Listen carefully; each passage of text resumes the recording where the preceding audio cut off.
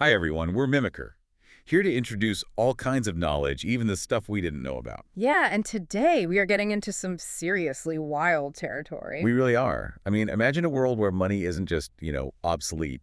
It's viewed as a literal symptom of poverty. Right, like an embarrassing relic of the past. Exactly. A world where you could just regenerate a lost limb or change your biological sex at will just to, better understand someone else's perspective. Or connect your brain directly to a massive galactic supercomputer. Yeah.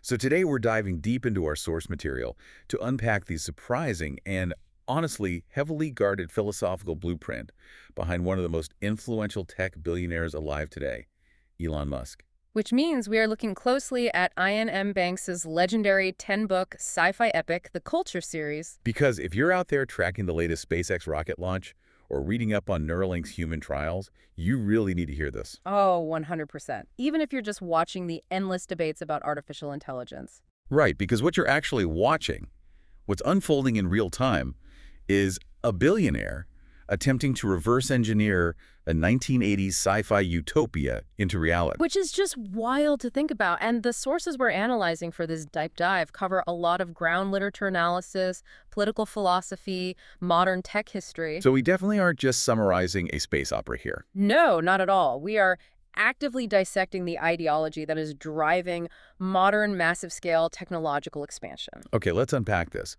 To really grasp the goals driving these modern tech leads, we first have to understand the fictional universe that serves as their foundation. Right, we have to talk about the culture itself. Exactly. What exactly is it?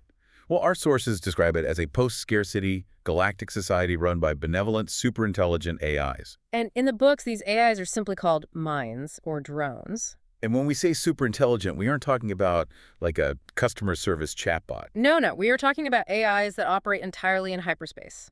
They manage the daily lives of trillions of citizens. Trillions across the whole galaxy. Yeah, they maintain complex planetary ecologies, and they resolve massive political disputes in literally microseconds. It's mind-boggling. But the defining feature of this universe, like the engine that makes the entire society actually function, is its economic reality, right? Yeah, exactly. The culture has completely eliminated material scarcity. Which means there is absolutely no struggle for resources. None. Through extreme automation and unlimited energy, which, by the way, they draw directly from the cosmic energy grid underlying the universe, everything is just provided. So because there's no scarcity, the concept of money just vanishes. Poof, gone. There's no private property and there's no required labor. Which our sources point out is what political philosophers refer to as an anarcho-communist utopia. Right, a society with no state government, no social classes, and zero currency. The infinite abundance is just freely shared by everyone. And the mechanics of how that works are so fascinating to me. One of our sources provides this brilliant real-world analogy. Oh, the database one. Yeah.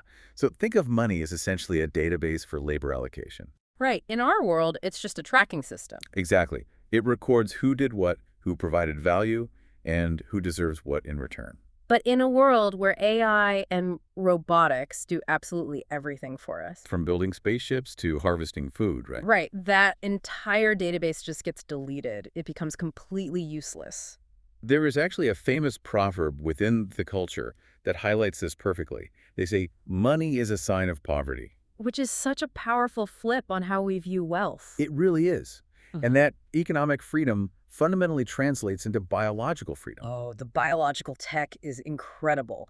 The citizens possess absolute bodily autonomy, achieved through this insanely advanced genetic engineering. Yeah, like the drug glands. That's one of the most famous examples from the books. Citizens just have these glands naturally embedded in their brains. Think about, the time you'd save in the coffee shop line if you could just mentally command your brain to secrete a perfectly calibrated dose of a stimulant. It would be amazing. Instead of taking a pill or drinking a coffee, they just consciously tell their glands to release psychoactive substances. Just to regulate their mood or enhance their focus or relax. But it goes so much further than just recreation, Citizens can change their biological sex at will. And the society views this not just as a fun physical choice, but as a crucial way to achieve real empathy. Right, to get a more complete understanding of the human experience. They can even consciously turn off their perception of pain if they get injured. Or rapidly regenerate lost limbs. The entire foundation of their culture is this granular control over their own biology. It's the ultimate expression of freedom. But, I mean, it's one thing to read about an anarcho-communist utopia in a sci-fi novel. It's entirely another to try and build it in the real world. Exactly. So how exactly is this 1980s universe manifesting in our current engineering? Because based on the source material, this isn't just some loose theoretical inspiration. No, the homages are literally painted in massive letters on the sides of modern spacecraft. Yeah, let's talk about the drone ships. Right. The most direct homage is SpaceX's autonomous spaceport drone ships. Those massive robotic vessels out in the ocean that catch the returning rocket boosters. Their names are pulled straight from the AI minds in Banks' books. We've got just read the instructions, of course I still love you, and a shortfall of gravitas. And those names carry so much thematic weight. Just read the instructions, and of course I still love you are from the book The Player of Games. And a shortfall of gravitas is a reference from Look to Windward. Right. In the novels, the AI minds choose their own names, and they deliberately use them to display this signature, very dry, dark humor. Banks was actively satirizing advanced civilizations that just, take themselves way too seriously. He was rejecting those overly militaristic authoritarian structures we usually see in sci-fi. So bringing that playful, anti-authoritarian energy into the super rigid, high-stakes world of aerospace engineering, that is a very deliberate choice. Oh, absolutely. But the physical tech parallels go way deeper than just ship names. Neuralink, right. Exactly. When we look at Neuralink, we see a direct line to Banks' universe, where there is this ubiquitous piece of technology called the neural lace. Right, a standard implant that grows organically with the brain's neurons. It essentially weaves itself into the cerebral cortex. It connects citizens directly to the AI cloud, Allowing for telepathic communication, instant information retrieval. and even the ability to back up their consciousness in case their physical body dies. Which is wild. Yeah. But the real-world pursuit of a brain-computer interface is driven by a very specific and honestly terrifying philosophical fear outlined in our sources. Yeah, the prevailing view among certain tech leaders is that as digital superintelligence evolves, humans risk being completely marginalized. They use the analogy of a house cat, right? Right. The idea is that without a high bandwidth connection directly into our brains, our current way of interacting with computers is just too slow. Like typing with our thumbs on a glass screen is an incredible data bottleneck. We will be so slow that superintelligent machines will essentially treat us like beloved but useless house pets. So the proposed solution to avoid becoming a literal house cat is that humans must become the biological bootloader for AI. Yeah. In computer science, a bootloader is just a small initial program that runs when a computer starts up. Its only job is to load the much larger, more complex operating system. So the theory here is that humanity is just the biological code required to launch the digital superintelligence. But to avoid being left behind once that massive OS is running, we have to physically merge with it. We have to create a digital layer over our cortex. Wait, isn't there a massive catch here? There is a huge catch. Because looking at the source material, the culture isn't perfectly innocent when it comes to this technology. If you're listening and thinking, hey, building a brain chip sounds like a terrible idea. You definitely aren't alone in thinking that. Yeah. In the book Accession, the neural lace is explicitly referred to as the most precise and economical torture device ever invented. The literature really doesn't shy away from the dark potential here. In the book Surface Detail, they explore the concept of digital hells. Oh, that part was so grim. It's awful. These are entire virtual realities where consciousnesses, which were backed up via the neural lace, are trapped in eternal torment. It's a completely inescapable virtual punishment using this exact brain-computer interface. Right. So it raises the question, how does this incredibly dark side of the fiction square with modern techno-optimism? It seems like a glaring blind spot, honestly. It raises a fundamental question about control and ethics and just human nature. Because in Banks's universe, the AI minds generally don't abuse the neural lace, right? Right, because their programming includes a highly evolved, benevolent moral framework. They actually genuinely love their human citizens. But in our reality, who controls the servers? Exactly. Who manages the permissions and the software updates of a corporate or government-owned brain interface? The current optimism seems to rely heavily on the assumption that our real-world systems of power will somehow be as incorruptible as fictional AIs. Which is quite an assumption, and it naturally brings us to the realization that the culture itself isn't a flawless utopia either. No, it's really not. There is a deeply messy, chaotic outside universe filled with less advanced civilizations. And the culture has to interact with them somehow. Right, and that interaction is handled by a diplomatic wing known as contact. But more specifically, the heavy lifting is done by a controversial subdivision called special circumstances, or SC. If the culture is a peaceful giant, SC is the surgical scalpel it uses in the shadows. They are the intelligence agency. They handle espionage, hacking, assassinations, and orchestrating regime changes in societies they deem barbaric. And here's where the narrative mechanics get incredibly fascinating. In the player of games, SC targets the Empire of Azad. Right. Azad is this tyrannical, highly stratified society built entirely around a complex strategic board game. But SC doesn't send a fleet of warships to conquer them. No, they send a single, somewhat bored game master named Gurja. The mechanism here is brilliant. In Azad, the game isn't just a pastime. It is their entire governmental system. It's their university and their religion all rolled into one. Your score dictates your social class, your wealth, and even who you can marry. It tests genetic and strategic fitness. The Emperor is simply the person who wins the grand tournament. So, Gurja's mission is to infiltrate the society, enter the tournament, and defeat their emperor at his own game. It's regime change via cultural and psychological dominance. Exactly. By proving an outsider from a decadent, peaceful society can master their defining game better than they can, he shatters their myth of supremacy. The Empire just collapses from the inside out without a single bomb being dropped. It is a total masterclass in cultural warfare, but the methods used by special circumstances get much, much darker than board games. Yeah, the book Use of Weapons really dives into the trauma of this interventionist policy. Because the citizens of the culture are genetically conditioned to be gentle and peaceful, they are psychologically incapable of fighting brutal ground wars. They simply don't have the stomach for it. So what does this perfect, morally superior society do? They hire deeply damaged mercenaries from war-torn planets to do their bloody work for them. They completely outsource their violence. The prime example is the character Zakawe. He's a brilliant military tactician, but his soul is just utterly broken. The sources reveal a horrifying detail about his history. During a civil war on his home planet, he became known as the Chairmaker. Because to psychologically destroy his enemy, he literally crafted a chair out of the bones of his enemy's family. Wait, I need to stop you there. Crafted a chair from their bones. Yeah. It's just visceral horror. It completely shatters the illusion of a clean utopia.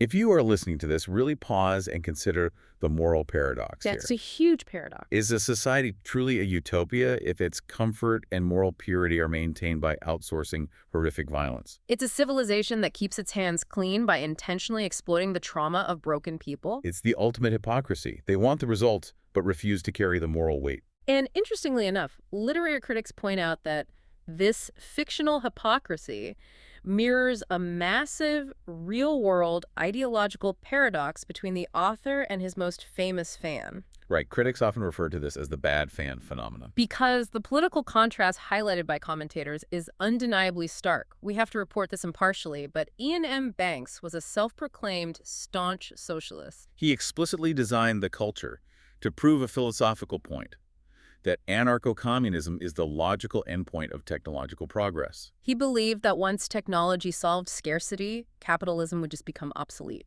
On the flip side, you have modern tech billionaires using these books as a literal blueprint while representing the absolute pinnacle of global capitalism. And private wealth accumulation and monopolies. Critics argue this is a case of loving the sci-fi aesthetic, the spaceships and implants, while entirely ignoring the political thesis. We see this contrast really clearly in social issues, too. The culture embraces extreme gender fluidity as a core societal value. Conversely, the real-world push from some tech leadership has recently pivoted hard toward cultural conservatism. And traditional hierarchies. Literary critics definitely don't hold back on drawing parallels to Banks's own warnings within the text. Right, like in his book Surface Detail, there is a primary villain named Joyler Veppers. Oh boy, Veppers. Yeah, Veppers is a ruthless, incredibly wealthy businessman who hoards resources in a universe that still experiences scarcity. He views absolutely every human interaction as a transactional power play. He even buys up planetary communication systems just to control narratives. Let me guess. Readers have noticed some similarities, Oh, many readers and cultural commentators have drawn direct comparisons between Vepper's and modern billionaire behavior. particularly regarding the acquisition of massive communication platforms. Exactly. Vepper's is written as the archetype of the heroic entrepreneur trying to bend the galaxy to his personal ledger. Banks clearly intended him to be a biting critique of corporate overreach. But the sources point out an even bigger irony in how modern billionaires want to expand their empires. Space travel. Yeah, Banks coined a specific term for this called planetary chauvinism. Planetary chauvinism is the idea that truly advanced civilizations wouldn't bother living on the surfaces of planets at all. Because planets are inherently inefficient, right? Very. They are environmentally unstable, subject to huge weather events and tectonic shifts. Plus, they have restrictive gravity wells that make coming and going incredibly energy intensive.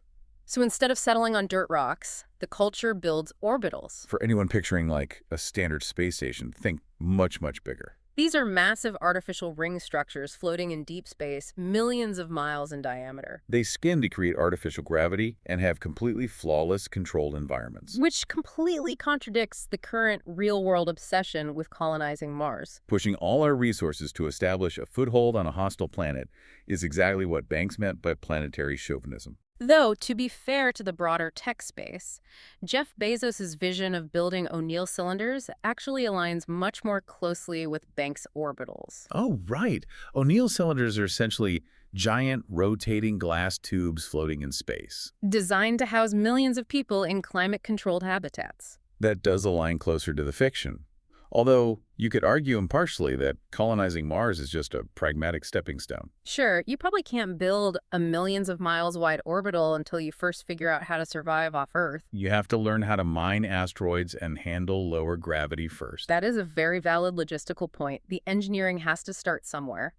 But if we are building the tech for this sci-fi future, we have to ask where it ends. The end game. Right. And to understand the end game, we have to look at how the culture shapes thought itself.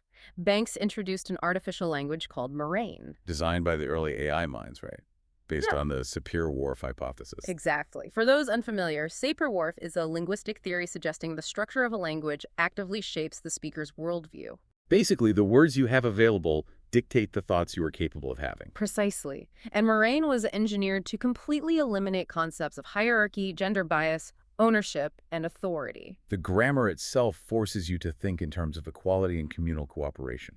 You literally cannot formulate a totalitarian thought in moraine because the vocabulary doesn't exist. That sounds incredibly similar to the modern tech industry's obsession with first principles thinking. It really is. That drive to strip away bureaucratic assumptions and break problems down to undeniable truths. They want to communicate in a way that bypasses emotional bias. But the ultimate endpoint of this evolution in Banks' universe isn't just a perfect language. It is a concept called sublimation. Sublimation. What happens there? Eventually, these advanced civilizations realize that physical expansion has a limit. You can only build so many orbitals. So they choose to leave the physical dimension entirely. Yes.